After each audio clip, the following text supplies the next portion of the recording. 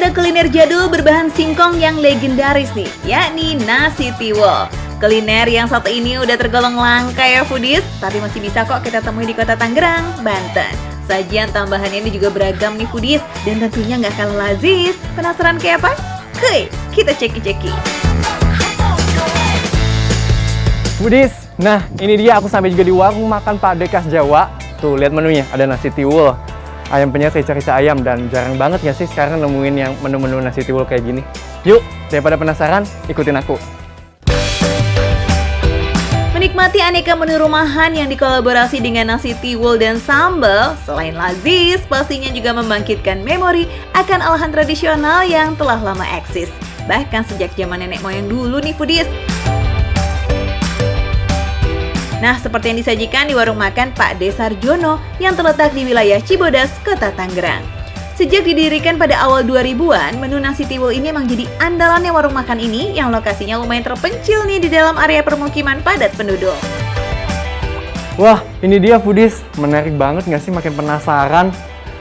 Kalian udah pernah coba belum sih? Pak, sebelum cobain ini boleh ikutan masak nggak? Boleh. Lihat proses boleh dulu aja. gimana Ya, cara boleh. bikin nasi tiwul ini. Boleh, masuk ke dapur aja. Foodies, ikutin aku masak yuk. Wah Bu, ini tuh bubuk apa sih Bu? Ini bubuk singkong. Oh, bubuk singkong. Iya. Ternyata ini dari singkong. Bener banget Han, tiwul adalah salah satu bahan makanan yang terbuat dari singkong yang dikeringkan, lalu digiling hingga halus dan menjadi bubuk seperti ini. Nah, sebelum dimasak, bubuk singkongnya harus diuleni menggunakan air terlebih dahulu. Tujuannya agar dapat terbentuk buliran-buliran kasar dan padat.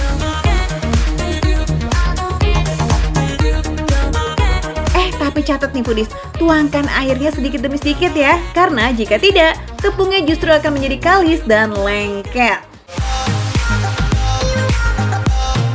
Foodies, jadi kalau misalnya zaman dulu itu, singkong itu dijadiin penggantinya beras. Jadi kalau nggak ada beras, orang bisa makan singkong. Dan ternyata karbohidrat dari singkong ini sama juga loh bisa menggantikan beras. Nasi tiwul, ntar aku mau cobain Bu, nggak sabar jadinya.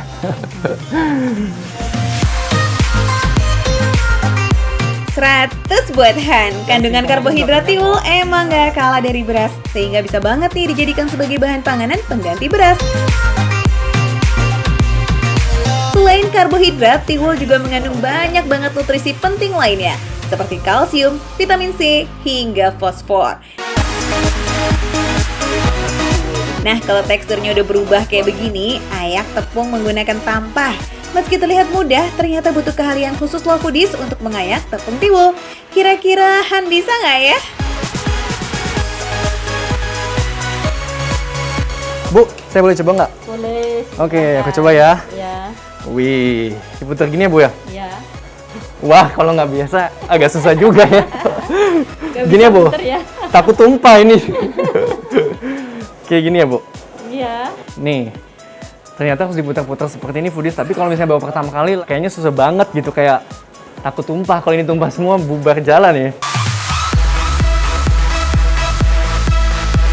Tujuan mengayak tepung tiwul ini agar buliran tepung yang besar-besar foodies bisa terburai menjadi buliran kecil, sehingga semakin menyerupai nasi.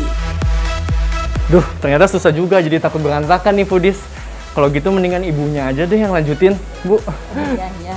Kalau gitu aku tunggu sampai jadi nasi tiwulnya deh. Aku tunggu di sana ya, Bu. Oh, ya, Mas. Mari. Setelah tiwulnya siap, tinggal dikukus deh sampai matang. Foodies, waktunya nyobain nasi tiwul nih sama masakan-masakan lainnya. Pak, mau pesen nasi tiwul. Boleh, ada. Ini ngambil sendiri apa diambilin? Aku ambil sendiri aja, Pak. Oh, oke. Ya, biar porsinya puas. Beragam menu ala rumahan tersedia di warung makan Pak De Sarjono, mulai dari pecel, sayur sop, ikan, berbagai olahan ayam, dan masih banyak lagi foodies. Tapi juaranya sih sambal koreknya nih. Nah, buat kamu yang belum tahu, sambal korek itu adalah salah satu jenis sambal yang paling mudah dibuat. Caranya cukup haluskan cabai merah, bawang putih, serta garam hingga tercampur rata. Nah, kalau udah begini, sambalnya udah siap disajikan bersama lauk pauk yang super lazis. Tapi jika ingin lebih halus lagi boleh kok, tinggal disesuaikan aja ya sama selera.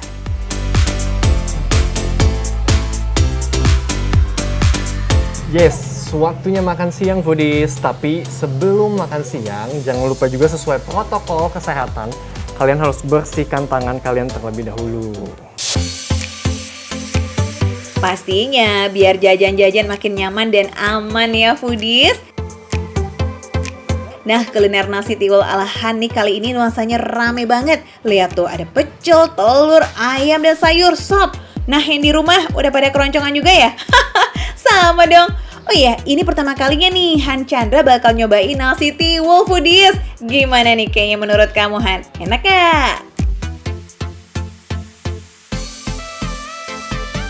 Rasanya itu beda banget sama nasi, dan ini tuh teksturnya tuh memang seperti lebih kenyal, lebih keketan, tapi kayak rasanya ada kayak oatmealnya juga. Pantesan aja ini tuh membuat kenyang lebih lama dan emang lebih bertahan sih. Jika salah mengolahnya, nasi tiwul bisa terasa kering foodies. Tapi karena pengolahan yang tepat nih, nasi tiwul Pak Sarjono terasa lembut dan kenyal. Wah, menol-menol ya kalau kata Wong Jowo.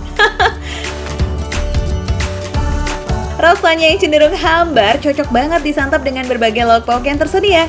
Apalagi dipadu dengan sambal koreknya. Nendang.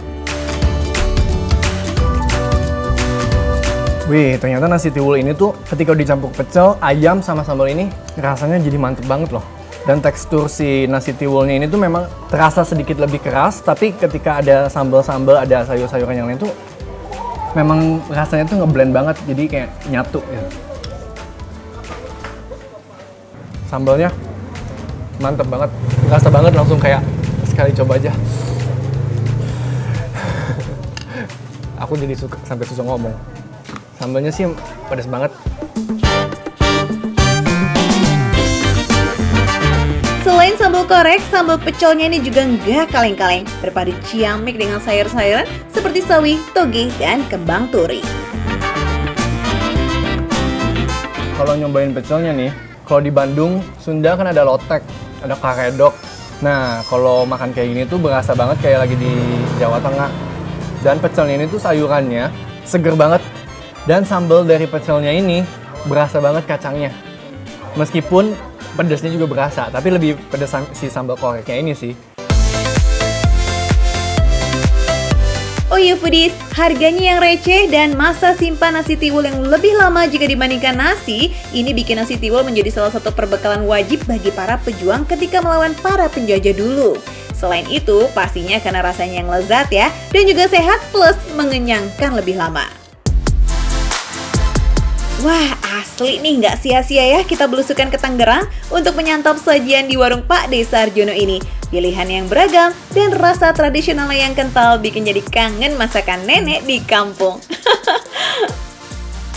Ini nih, makan receh, menu receh, tapi rasanya nggak recehan.